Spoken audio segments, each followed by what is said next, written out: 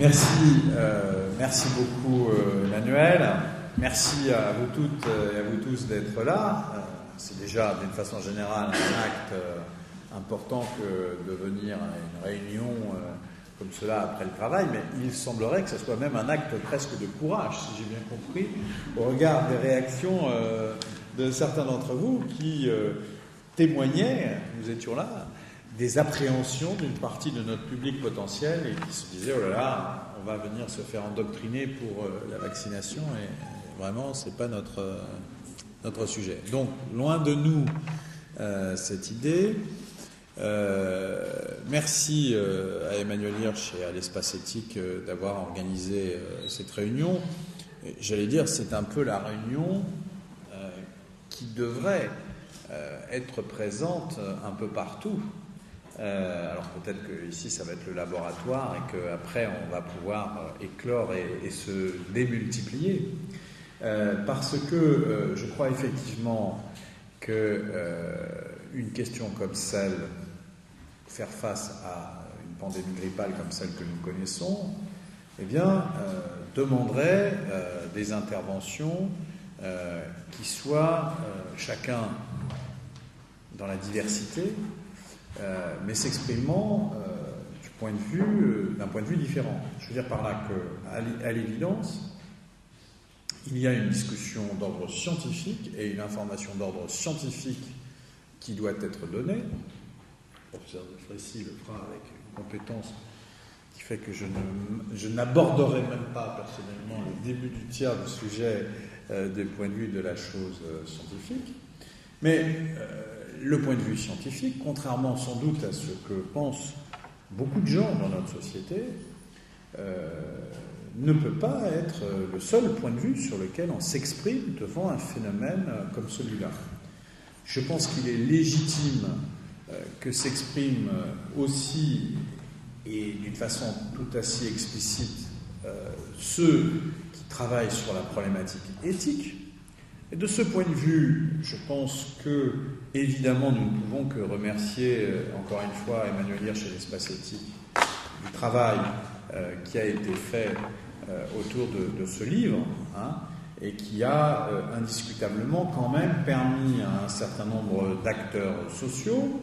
voire même, si j'ai bien compris, d'acteurs gouvernementaux, à voir que, justement, le problème n'était pas simplement un problème de prescription médicale, mais que c'était un phénomène social sur lequel il était légitime qu'il y ait des débats, qu'il y ait de la transparence et qu'il y ait des approches peut-être convergentes, mais qui, au point de départ, légitimement peuvent être différentes. Et puis, croyez-le, enfin, j'en suis totalement persuadé, je pense aussi qu'il faut évidemment une approche politique, pas au sens partisan du terme,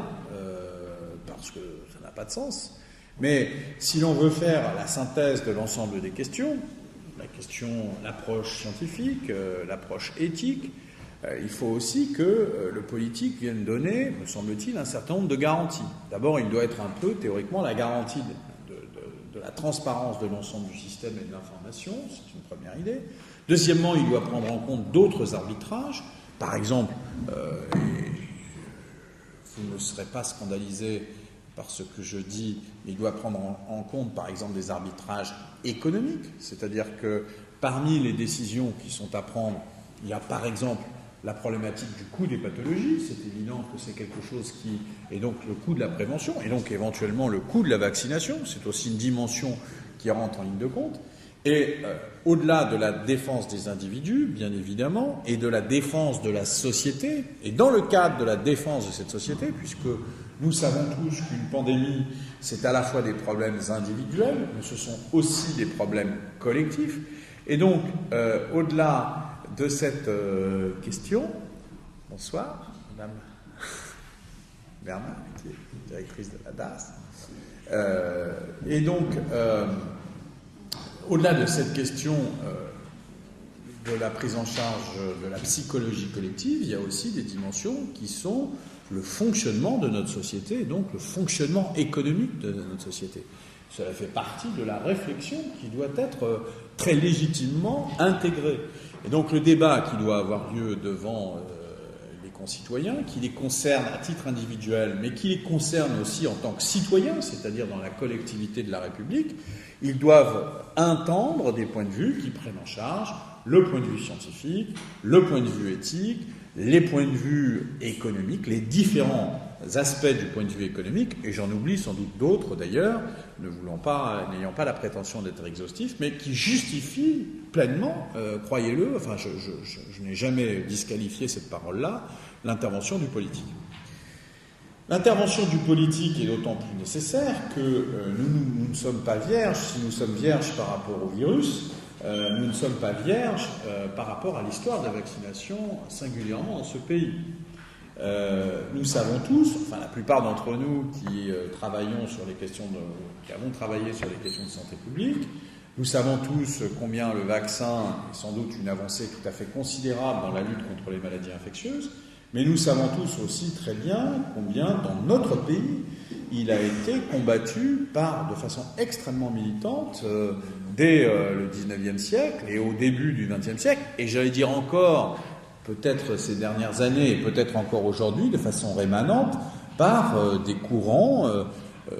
philosophiques, scientifiques qui existent dans la société et qui, d'un certain point de vue, sont ancrés dans la tradition culturelle lourde de notre pays. Ces courants, je n'ai pas la prétention de les analyser, de les décrire et encore moins de les stigmatiser aujourd'hui, mais enfin, on voit bien, c'est un certain rapport très dans le doute vis-à-vis de la science, c'est un rapport qui est psychologiquement... j'allais le qualifier de façon stigmatisante, donc je ne vais pas le faire, je recule immédiatement. C'est un courant qui entretient l'idée quand même d'une certaine harmonie spontanée avec la nature, on peut dire peut-être ça, des choses comme ça, qui fait que il va chercher, et puis il y a plus largement d'ailleurs, au-dessus de ça, un courant anti-santé publique, qui est un problème spécifiquement français, qui est une dimension là aussi très importante de l'histoire de notre pays, où on a malheureusement, au cours du XIXe siècle, pour des raisons idéologiques, puis pour des raisons corporatistes, fait le choix quand même de ne pas suivre les recommandations de la santé publique, y compris quand cette santé publique était en fait d'origine française. Donc nous sommes tournés vers une partie de ce qui était l'apport intellectuel de médecins français ou de politiciens français. Donc cette histoire, nous la connaissons, et la crainte que nous avons, c'est la gestion évidemment des crises actuelles, mais c'est aussi plus généralement la gestion des crises en général, des crises sanitaires, des crises infectieuses en particulier. C'est-à-dire que nous sommes dans un rapport vis-à-vis de l'opinion publique qui est très interpellée par ces questions, je crois que vous l'avez noté, y compris si elle est peu disponible pour s'exprimer facilement, alors que tout le monde en parle dans les cafés, dans les familles, dans les dîners de famille, mais il y a peu d'expression publique, il y a peu de lieux de médiatisation publique sur cette question. Et donc nous avons une responsabilité majeure, celle de bien gérer l'épidémie telle qu'elle existe aujourd'hui, et c'est pas simple. Vous le direz les uns et les autres, et c'est pas simple parce que, évidemment, personne n'a de certitude vis-à-vis du virus, et que le virus, aujourd'hui, semble pousser la contradiction jusqu'au bout parce qu'il est relativement muet, quand même, dans cette société, et donc on est dans une contradiction renforcée entre l'éventualité du risque et la nature de la perception du risque. Donc c'est des choses qui sont objectivement très compliquées à gérer pour les pouvoirs publics. Mais nous gérons donc cette crise, mais nous gérons les crises à venir. C'est-à-dire que, évidemment, nous engageons la confiance et la crédibilité des pouvoirs publics, du pouvoir sanitaire, du biopouvoir, aurait dit peut-être Foucault, dont parlait à l'instant Emmanuel Hirsch. Donc nous engageons la crédibilité de ce pouvoir aussi pour les crises à venir. C'est dire la responsabilité qui est la nôtre. C'est pourquoi j'ai montré, c'est vrai, une certaine mauvaise humeur à la fin du printemps et au début de l'été dernier, car il m'a semblé, comme ça, mes oreilles, ont été vaguement choqués par le fait que, par exemple, certains laboratoires pharmaceutiques intervenaient de façon intempestive dans ce débat, avec des arrière-pensées. Je dis bien certains parce que ce n'était pas le cas de tous. Bon. Et, enfin, me semble-t-il, je ne suis pas non plus l'arbitre absolu des élégances, mais enfin, a priori, d'après ce que j'ai cru voir, certains plus que d'autres intervenaient d'une façon bruyante pour des intérêts qui étaient très immédiatement compréhensibles, en tout cas qui pouvaient être compris comme étant des intérêts commerciaux, voire même des intérêts financiers, puisque il y a eu des jeux sur les cours de bourse qui se sont faits. Et donc le problème de l'information en matière de santé publique, quand même, c'est déjà, je pense que le travail est déjà extrêmement difficile pour les scientifiques, il est extrêmement difficile pour les politiques en responsabilité qui ont à expliquer les choses. Quand en plus tout ça est pollué